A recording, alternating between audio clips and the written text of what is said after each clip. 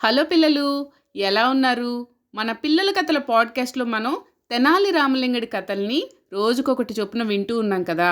ఈ రోజున రామలింగని కళ అనే కథ గురించి తెలుసుకుందాం, విందాం. ఓకే.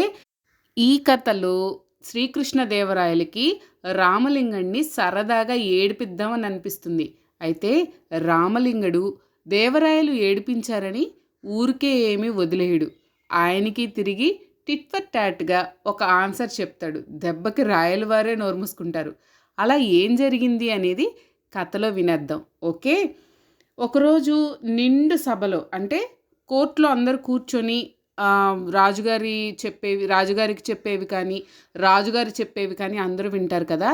అలా నిండుగా ఉన్న సభలో ఆయన ఒకరోజు తనకు ఒక కల వచ్చిందని చెప్తూ తెనాలి రామలింగడిని చూపించి, రామలింగుడు నువ్వు నేనే ఉన్నావు ఈ కలలో అని కలని ఇలా చెప్పడం మొదలుపెట్టారు. రామకృష్ణ, మీరు నేను ఒక కొత్త ప్రదేశంలో నడుస్తున్నామంట. మీరు నేను మనం ఇద్దరమే వెళ్తున్నాం. ఎక్కడికో తెలీదు. నడుస్తూ నడుస్తూ మనం రెండు పెద్ద గుంటల మధ్యలోంచి వెళ్ళాల్సి వచ్చింది. ఆ పెద్ద గుంటలు చెరొక వైపు ఉన్నాయి. దారేమో సన్నగా ఉంది. ఖచ్చితంగా ఆ రెండు గుంటల మధ్యలోంచే మనం ఆ గుంటలను దాటి అటుపక్కకి వెళ్ళాలి. ఇంకా వేరే దారేమీ లేదు. అయితే ఒక గుంట నిండానేమో తేనుంది, ఇంకో గుంట నిండానేమో మురికి గుంటది. ఏముందంటే అందులో మలము, మూత్రము, చెత్త చెదారము ఉన్నాయి. ఇక దారేమో ఇరుకుగా ఉంది. తప్పదు, ఆ రెండు గుంటల మధ్యలో ఉన్న సన్నటి దారిలోంచే మన ఇద్దరం దాటి వెళ్ళాలి. అయితే మనిద్దరం అంత సన్నటి దారి మీద పాదం కూడా పట్టదు. జస్ట్ మునివేళ్ల మీద వెళ్ళాల్సిన పని. అంటే మునివేళ్ళు అంటే జస్ట్ మన థంబ్నెయిల్స్, కాలికి ఉన్న థంబ్నెయిల్ మీద స్లోగా దాటి వెళ్ళాల్సి వచ్చింది. అలా మనం మునివేళ్ల మీద మెల్లగా అడుగులేస్తూ పోతున్నాం. అంతలోనే ఇద్దరం పట్టు తప్పిపోయి, మునివేళ్ల మీద నడిస్తే ఎంత దారి అది, సో స్లిప్ అయిపోయి ఇద్దరం చెరొక గుంటలో పడ్డాం. అప్పుడు ఏమైందో తెలుసా? నేనేమో తేనె ఉన్న గుంటలో పడ్డాను. మరి మీరేమో అబ్బా చెప్పలేనబ్బా దొడ్డితో నిండిన మురికి గుంటలో పడిపోయారు. నిట్ట నిలువుగా అలా పడిపోయారు. రాయలవారు ఈ మాట చెప్తూ చెప్తూ అబ్బా అని ముక్కు మూసుకున్నారు కూడా. సభలో వాళ్ళంతా ఇంకా రాయలవారు అలా చేసేసరికి అసలే వెయిట్ చేస్తూ ఉంటారు.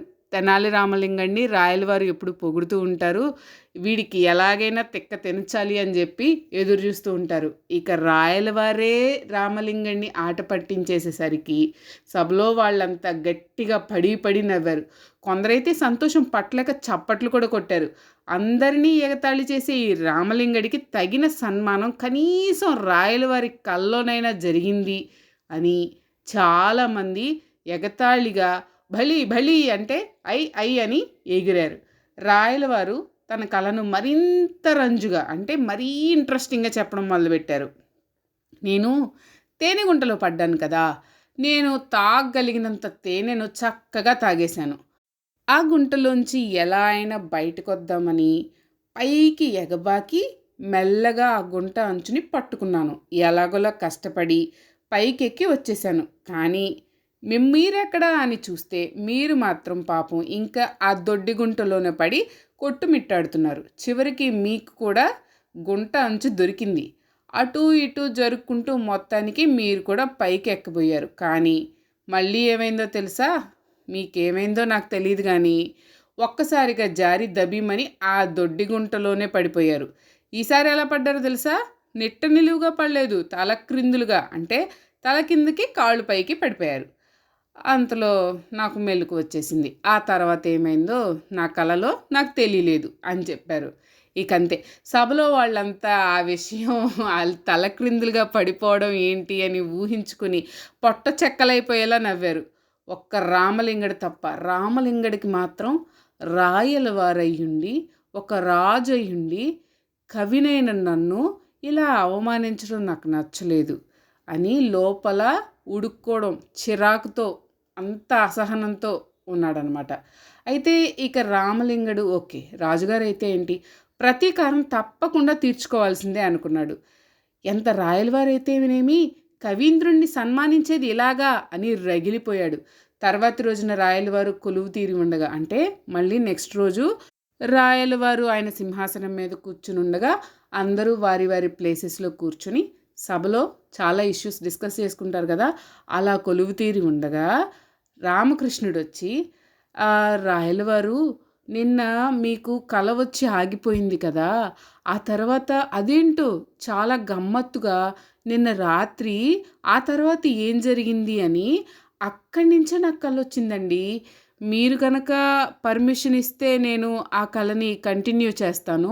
ఆ తర్వాత నేను నెట్టి నిలువుగా కింద పడిపోయాను కదా, ఏం జరిగిందో మీ కళని నాకు కంటిన్యూషన్ వచ్చింది కాబట్టి నేను చెప్పొచ్చా అని పర్మిషన్ అడిగాడు. రాయలవారికి అర్థమైంది, వీడు నాకేదో పని చేయడానికి రెడీగా ఉన్నాడు, ఏదో నవ్వులాటకు మొదలు పెడితే నాకే చుట్టేటట్లు ఉన్నాడే అనుకున్నారు రాయలవారు. అయినా ఎంతైనా సరస కవి కదా రామలింగడు. సరే, సరసులు కాబట్టి కళను ఎలా ముగిస్తాడో విందాము అని అతనికి కూడా ఎక్సైట్మెంట్ కలిగింది. సరే చెప్పండి రామకృష్ణ అన్నారు. కొంచెం లోపల మాత్రం వీడు నాకేదో పని చేయబోతున్నాడు అని భయంగానే ఉంది. రామలింగడేమో చెప్పడం మొదలుపెట్టాడు. మీరేమో తేనెగుంటలోంచి సులభంగా ఈజీగా బయటకు వచ్చేశారు, కానీ నేను దొడ్డిగుంటలోంచి వెంటనే పైకి రాలేకపోయాను, ఎందుకంటే నేను తలక్రిందులుగా పడిపోయాను కాబట్టి. అయితే చాలాసార్లు ప్రయత్నించాను, చివరికి ఎలాగోలా పైకి చేరాను. కానీ అప్పుడు మనిద్దరికీ ఒక సమస్య ఎదురైంది. అలా తేనెలో మునిగి దొడ్డిలో మునిగి ఊర్లోకి వెళ్తే, అనగా రాజమందిరాల వైపు మనం వెళ్ళలేం కదా, ఆ వేషాల్లో మనం ఇంటికి పోలేం కాబట్టి ఎలా పోతాం. అందుకని నేనేమో ముందుగా మీ ఒంటి మీద ఉన్న తేనెనంతా నా నాలుకతో నాకేశాను, శుభ్రంగా ఉన్నారు మీరు. ఆ తర్వాత మీరు కూడా నన్ను అదే విధంగా శుభ్రం చేసేశారు అని రామలింగడు కళను ముగించేసి ప్రశాంతంగా కూర్చున్నాడు.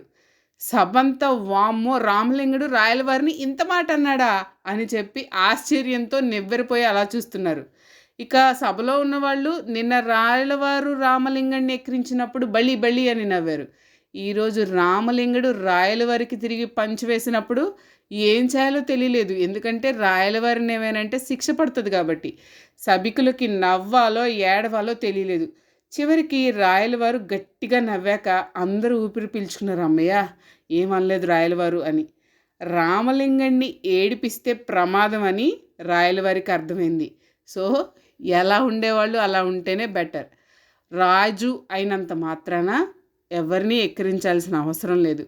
ఎంత టాలెంట్ ఉన్నా ఎవరి టాలెంట్ వాళ్ళకు ఉంటుంది. కాబట్టి టాలెంట్ లేదు అని పర్టికులర్ ఫీల్డ్లో నాకున్న టాలెంట్ వేరే వాళ్ళకి లేదు అని అనుకోవద్దు. ఎవరి టాలెంట్ వాళ్ళకు ఉంటుంది. సో ఎవరిని ఎక్కిరించకూడదు. ఓకేనా పిల్లలు? మరో మంచి కథతో మరో పాడ్కాస్ట్లో కలుద్దాం.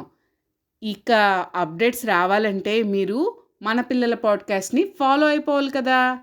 ఓకే, బాయ్ పిల్లలు. Thank you so much. Follow అయిపోండి మరి.